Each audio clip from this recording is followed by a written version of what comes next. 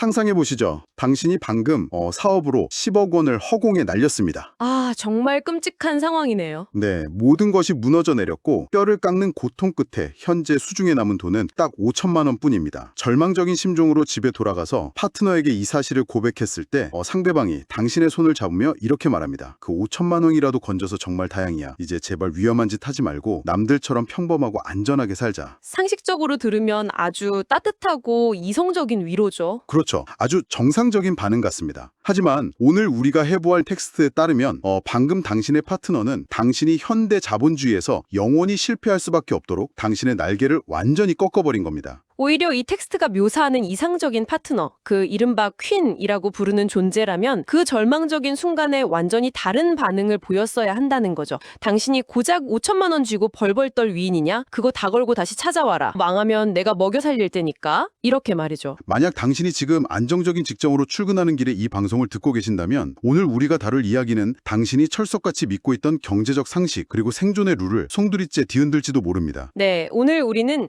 현대 자본주의에서의 생존 방식, 극단적인 리스크 테이킹, 그리고 이를 둘러싼 남녀의 원초적 본성과 파트너십에 대해서 매우 양극화되고 거친 시각을 제시하는 텍스트를 해부해 볼 겁니다. 자, 그럼 첫 번째 질문부터 던져보죠. 저자는 왜 우리가 아는 그 안전한 삶을 그토록 경멸하는 걸까요? 텍스트가 묘사하는 자본주의는 피가 튀는 전쟁터 그 자체입니다. 저자는 단호하게 선언하죠. 현대 자본주의에서 중간은 없다.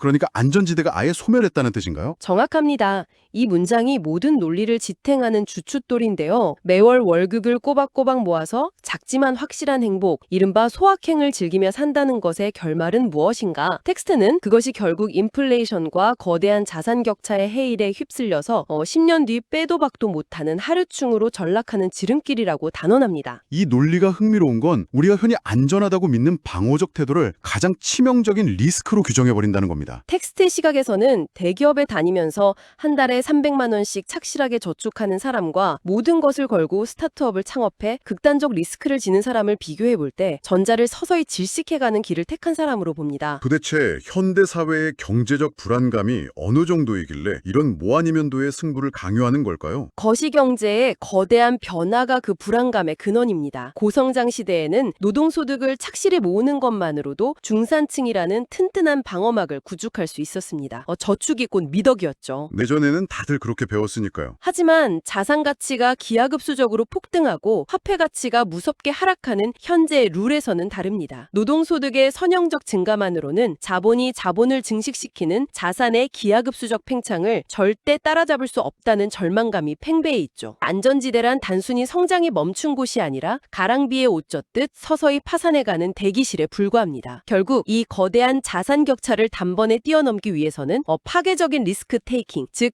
베팅밖에는 답이 없다는 뼈아픈 현실인식이 깔려있는 것이죠. 여기서부터 텍스트는 두 번째 핵심 논의이자 가장 논쟁적인 영역으로 진입하는데요. 그 도약을 혼자 할 수 있느냐? 아니라는 겁니다. 네, 텍스트는 그 리스크를 대하는 파트너, 즉 여성의 태도가 남자의 성공과 실패를 가르는 결정적인 요인이라고 주장하며 파트너의 급을 아주 직설적으로 나눕니다. 텍스트는 파트너를 하급과 퀸이라는 명확한 이분법으로 구분짓습니다. 하급으로 분류된 파트너의 가장 큰 특징은 남자의 거대한 야망이나 잠재력보다 당장 본인 눈앞에 심리적 재무적 안정을 최우선으로 삼는다는 점입니다. 남자가 뭔가 큰 일을 도모하려고 리스크를 줄여 할 때 앞서 오프닝에서 말한 것처럼 바짓가랑이를 붙잡고 제발 위험한 짓 좀 하지 말라며 끌어내리는 존재로 묘사되죠. 집안을 일으켜보려는 남자의 날개를 꺾어버린다는 겁니다. 우리가 이 텍스트의 기저에 있는 권력설계 이론이라는 독특한 프레임을 떠올려 볼 필요가 있습니다. 이 텍스트가 파트너십을 바라보는 관점은 가정의 재무적 방어가 아니라 극단적인 전략적 동맹입니다. 앞서 이 세계관에서 어설픈 안전은 곧 도태를 의미한다고 했잖아요. 그러니까 현재 5천만 원이라는 그 물리적 안전망을 포기하더라도 남자가 가진 승부사로서의 그릇과 마인드셋을 온전히 지켜내는 것이 장기적으로는 5천만 원보다 훨씬 가치 있는 투자라고 보는 거군요. 안정을 포기하고 상대방의 그릇에 베팅한다는 것은 파트너의 잠재력과 회복 탄력성을 100% 믿는다는 가장 강력한 심리적 승인입니다. 남자가 사회라는 전쟁터에서 리스크를 짊어질 때 겪는 가장 큰 공포는 사실